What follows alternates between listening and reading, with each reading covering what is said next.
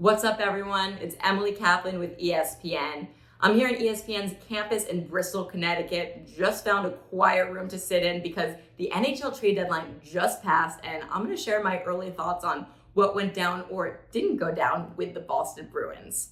So they did make two trades. They add Andrew Peeke, a very physical defenseman. He's definitely ready for playoffs in that sense. And it makes sense because Derek Forbort, who's just a shot blocking machine, unfortunately is going on LTIR, and it does sound quite serious. So that fills the needs there. It gives them some fortification on the blue line. I really like that pickup, though. They did give up a decent amount, giving up on Jacob Zaboral, a third-round pick. It was pretty decent, but this is a good pickup, as well as Pat Maroon. And Pat Maroon is a beloved guy around the league. I've covered him for years, a really affable personality, and most importantly, a Stanley Cup champion. He's going to go on the fourth line. He's going to give you that grit, the jam. He'll fight. He'll make the guys laugh. He'll chirp. He's going to be a fan favorite in Boston.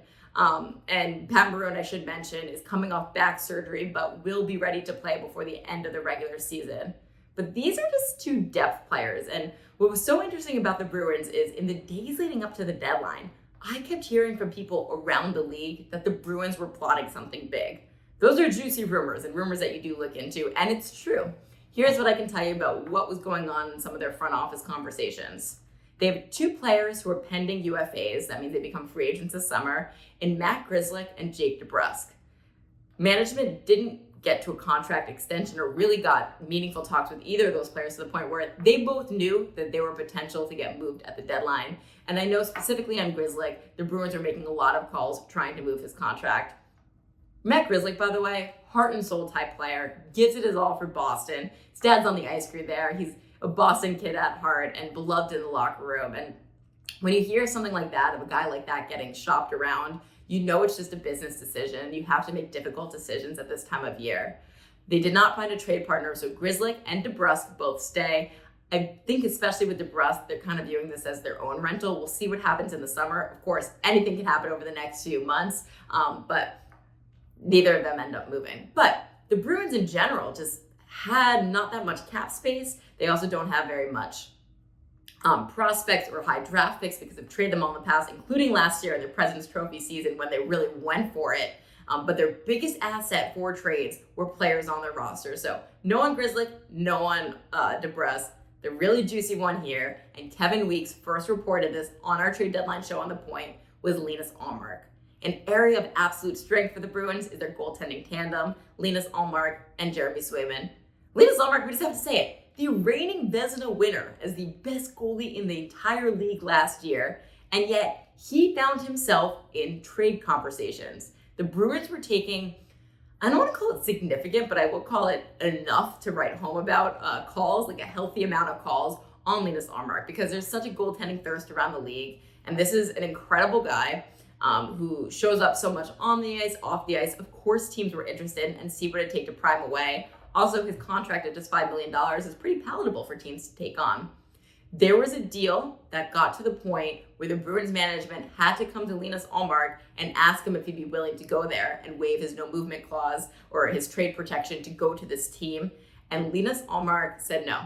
He has every right to do that, by the way. Players earn that language in their contract, and good on him. So that trade didn't materialize, and now they run it back with Linus Ullmark and Jeremy Swayman in net. Me, personally, I'm completely fine with it. This has been their recipe for the success over the last 2 years.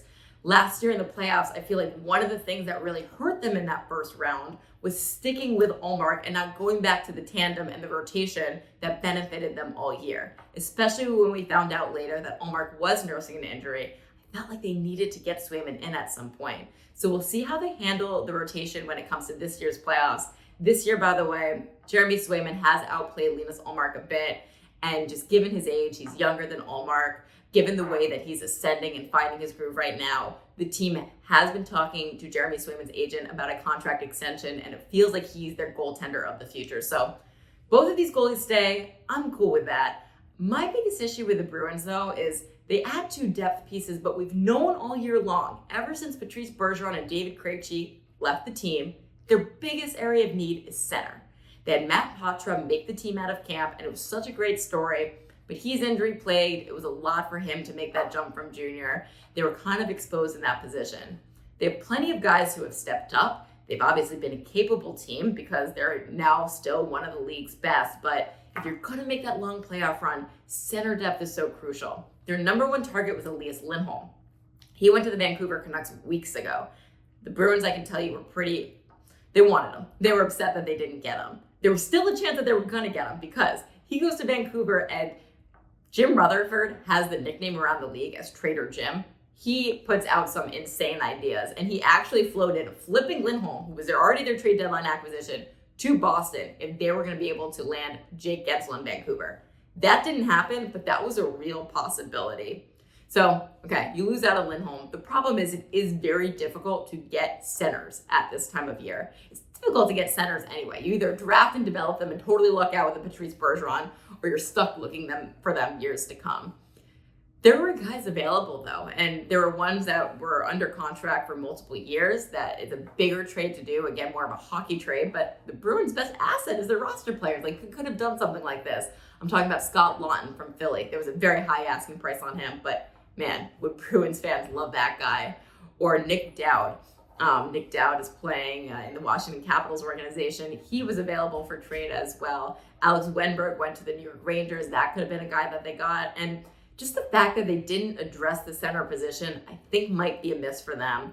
Other than that, though, this is such a close-knit locker room. Their guys really love each other. They play hard for each other, and they play a style that works. Jim Montgomery is one of the most brilliant coaches in the game.